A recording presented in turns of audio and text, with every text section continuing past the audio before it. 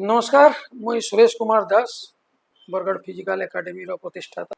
February 14 तारीख बरगढ़ रे मनावार लगी जाऊँ बलिदान दिवस।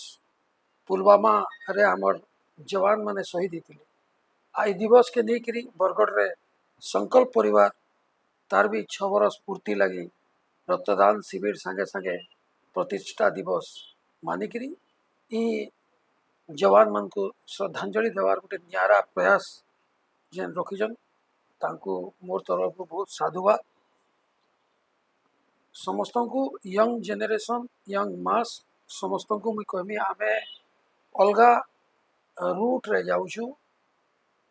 14 फेब्रुआरी के वैलेंटाइन्स डे मनाऊे के बुलूचे के निशारे ऐस करुचे कम से कम किसी टाइम बाहर करेगी आमे देश रो लगी शहीद जवान मन कर लगी आ जेन यंग मास समाज लगी किसी करुचन ताको आगे बढ़ावार लगी ताकर संगे हाथ जोड़िकी ताकर संगे हाथ बांधिकी आगे केन्दा करी समाज बढ़वा जे से लगे आम टे चेष्टा करवार कथा।